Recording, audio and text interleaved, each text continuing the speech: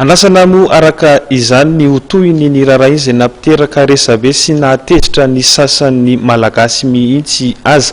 Izay ny makasika niny fa ivadika eo amin'ny pejin'ny fampianarana kosa indray isika. Misy 570 sy 700 tapitrisa ireo ankizy tsy mianatra manerana izao tontolo izao. Raha ny nambara ny UNESCO, ny ankizy any ambanivohitra no akamaroany amin'ny firenena mahantra, izay vehivavy ny 570 isan-jato. Raha ny eto Madagasikara kosa dia tanjo ny UNESCO sy ny fitondram-panjakana ny anena ny tahany izany. Ny roa amin'ireo tanjona miisa 9 ihany aloha hatreto no tratra ny Madagasikara. Mahatratra 570 sy 700 tapitrisa ireo ankizy tsy mianatra manerana izao tontolo izao, ary any ambanivohitra ny ankamaroany izany any amin'ireo firenena mahantra, izay vehivavy ny 570 isan-jato. Raha ny eto Madagasikara, amin'ireo tanjona miisa 9 tapaka avy any Dakar ny taona 2000 dia ny roa ihany hatreto no tratra. Nahatratra 100 isan-jato ny tahan'ireo ankizy madinika nampidirina an-tsekoly tao anatin'ny 5 taona teto Madagasikara, raha ny 570 isan-jato kosa ny tahatratra ho an'ny fampianarana tsy fahaizana mamaky teny sy manoratra. Ao anatin'le enina nisy ny tratra, nisy ny tsy tratra.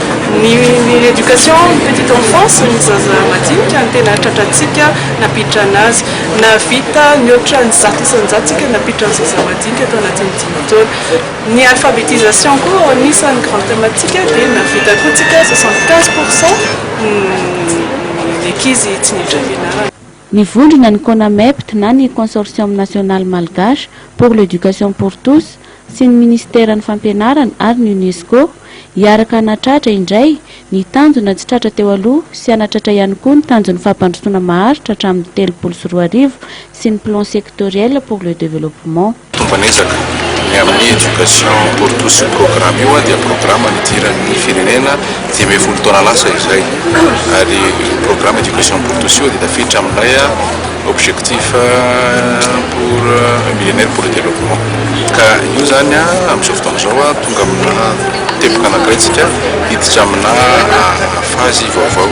Anatin'izay fazy zay ny anatanterahana ilay hoe plan sectoriel de l'éducation, dia anatin'izay fazy ihany koa anatanterahana indray ny objectif pour le développement durable izay anomboka amin'ny taona 2020 hatrany amin'ny taona 2030. Izay no antony nanaovana ity hetsika ity mba ahafahan'ireo mpisihatra rehetra ao anatin'izay éducation pour tous zay mifanerasera mizaratra kefa manao any tombanezaka dia mivonona sady hiatrika ny fanaovana ny plan sectoriel pour l'éducation. Tamin'ny octobre farany teo nisy le convention nationale de l'éducation dia hivoaka tsy ho ela ny résolution rehetra momban'izay. Porofo izany fa tsy nisy hevitra ambadika nanaovana amin'ireny ary tsy nisy hevitra efa vita fa dia tsy maintsy nanaraka ny processus. Eo ankilan'izany plan sectoriel de l'éducation izay hanatanteraka ny tanjona rehetra momba ny éducation pour le développement durable.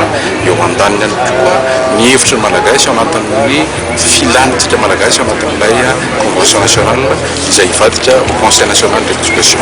Voalohany amin'ny tantaran'ny firenena metratsika an'izany conseil national de l'éducation izany karazan'ny antenimera ny fampianarana eto Madagasikara. Nanambara ny ministra ny fanabeazana Paul Rabary fa nisy ny ezaka nataon'ny firenena sy ny fitondram-panjakana ny arahana tamin'ireo mpiara-miombonantoka tamin'ny alalan'ny fampidirana mpampianatra, fananganana sekoly, fanomezana tablety ireo mpianatra, indrindra tamin'ny fampiofanana ny mpampianatra. Isy ny fampiofanana ho an'ireo mpampianatra miisa 4 alina izay atomboka amin'ny herinandro ambony iny.